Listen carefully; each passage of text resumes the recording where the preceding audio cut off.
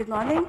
So it's my pleasure to convince you to support whether everyone in Southeast Asia should be screened and treated for latent TB or not. When you look at these two diseases, the hypertension and LTBI, both of them, they are asymptomatic conditions. But how about the LTBI? If TB developed, it can have serious long-term complications as hypertension does. The important thing is that it can be transmitted by airborne transmission. It's not just the disease of the patient, but it's the disease of the society as well. And importantly, for the treatment, we have very effective treatment. So it's just only 4 weeks to 9 months compared to hypertension. Why the treatment of hypertension? We don't have any debate about that. Why we still have the debate about the LTBI treatment? So we should not have today, right, for the debate. And so the age here, so the TB burden and TB death is very high, very huge in Asia, in Asian population. You can see that more than 2/3 of the patients are from Asia. And also the mortality rate is high, 50% of them are from Asia as well. So when you look at this, about 1/4 of global population is infected with latent TB. Importantly, 10 to 15% of them will develop TB in some time of their life.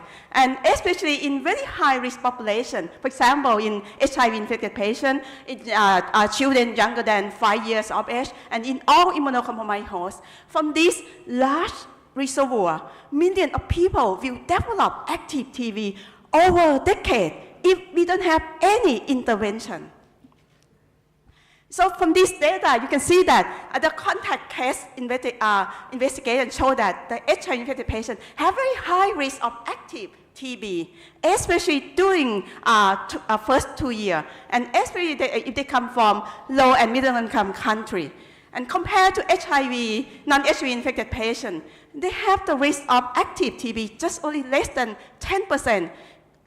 When for HIV infected patients, they have very high rate of active TB, 10% per year. It's not per their lifetime. So now we have very effective prevention. ART, very good ART. If we do rapid ART, the ART can have about 65% reduction in TB case. And ART plus IPT have additional up to 35%.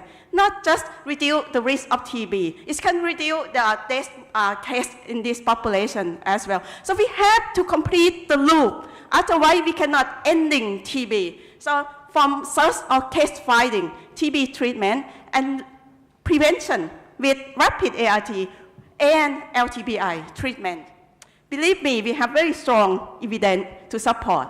So we have the guideline. The guideline says that people living with HIV and children less than 5 years of age contact to a pulmonary TB, they even don't need for the test whether they have LTBI or not. So for meta-analysis, TSC and IGRA, there is no difference in terms of sensitivity and specificity.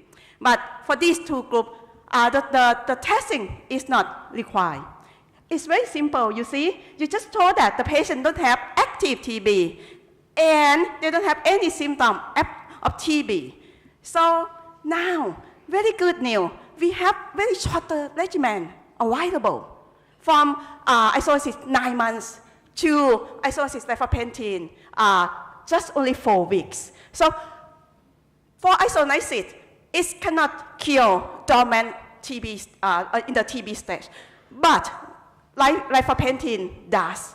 And with rifampicin and isoniazid, it can be used as shorter course and increase the rate of completion and decrease the risk of hepatotoxicity, increase the cost effectiveness. Why don't we wait to treat them? So just from my summary is that it's proven efficacy for active TB, mortality rate, and major disability. And it's very huge TB burden in this region. Shorter regimen is available for everyone to use it. No risk of drug resistance following LTBI treatment. And also the lower rate of hepatic of hepatitis when we use isoniazid rifapentine. And also the cost effectiveness. Why we still have to debate today? Okay, thank you so much.